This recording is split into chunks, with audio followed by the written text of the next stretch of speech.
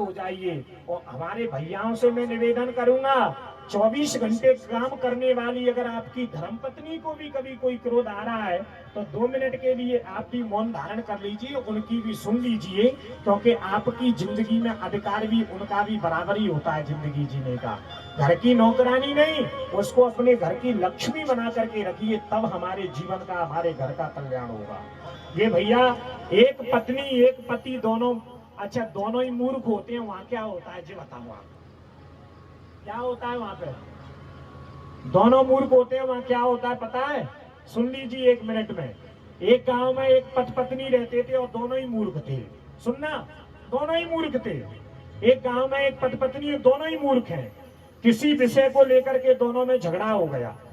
अब तो मकान के बीच में दीवार खड़ी है गई, 1 साल निकल गई, न पति पत्नी से बोला और न पत्नी पति से। 1 साल रहना खाना सोना बैठना और तो छोड़ो, पर 1 साल से एक दूसरे को देखा तक नहीं, इतना तगड़ा झगड़ा दोनों में हो गया। हे भगवान, एक दिन रात के 12 बजे दूध का गिलास लेकर के पत्नी अपने पति के घर पहुंची। बगल के घर में पति ने, रात के 12 बजे का समय, दूध का गिलास हाथ में। अजी दरवाजा खोलो, अजी दरवाजा खोलो। पति ने दरवाजा खोला तो सामने पत्नी, खाए भाग्यमान, आज 1 साल बाद तुम कैसी पधारी? बोली जी दूध पी रहे हो। पति ने कही जी बता के, आज तो ऐसे कौन से गुरुजी मिल गए कि रात के 12 बजे 1 साल बाद के दूध पी ले? बोले दूध पी लो, मान जाओ दूध पी लो।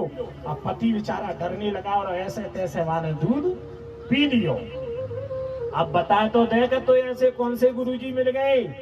पत्नी ने कहा गुरुजी गुरुजी कहू ना मिले, मैंने अभी रात में 12 बजे कैलेंडर में देखी कि आज नाग पंचमी है। अब मैं सोचने लगी कि रात के 12 बजे मैं कालिया नाग कहां से देखूं दूध पिलाने पर। मुझे याद आ गया कि जो पड़ोस में पड़ा है 1 साल से, वो कौन सा कालिया नाग से कम है भाई, ये पिला देती है? हे भगवान, हे ठाकुर जी परमात्मा, दोनों जहां मूर्ख होते हैं, एक में भी बुद्धि नहीं होती है, उस घर का हमेशा विनाश ही होता है। इसलिए मैं निवेदन करूंगा, घर में सबसे पहले शांति बनाइए, फिर भले ही आप सूखी चपातियां खाइए, तब भी उस घर में आनंद ही आनंद होता है। और बहुत धन कमाने के बाद अगर कलह बना हुआ है, छोटी छोटी बातों को लेके झगड़ा बना हुआ है, तो वो घर घर नहीं है, वो घर नरक के समान होता है।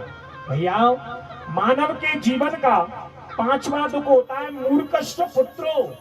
विद्वान पिता के वहां पर मूर्ख पुत्र का जन्म हो जाना। और मानव के जीवन का 6वां दुख होता है विधवाश्च कन्या। माँ पिता के सामने अगर बेटी विधवा हो जाए, जरासंध को भयंकर क्रोध आया, कृष्ण बलराम से युद्ध लड़ने आया, भगवान ने 17 बार जरासंध को युद्ध में पछाड़ दिया। 18वीं बार में संत ब्राह्मणों को भक्तों को लेकर के आया है, तो कृष्ण कन्हैया ने रण को छोड़ करके विश्वकर्मा के द्वारा द्वारकापुरी का निर्माण कराया और मुचकुंड के द्वारा कालिया यमन का उद्धार करवाया। और भगवान रण को छोड़ करके द्वारकापुरी में जाकर के द्वारकावासी बन जाते हैं। बोलिए रण छोड़ भगवान की, द्वारकाधीश भगवान की। जयकारा थोड़ा सा कम आवाज में आ रहा है, क्या समस्या है? द्वारकाधीश भगवान की, द्वारकाधीश भगवान की। ये बात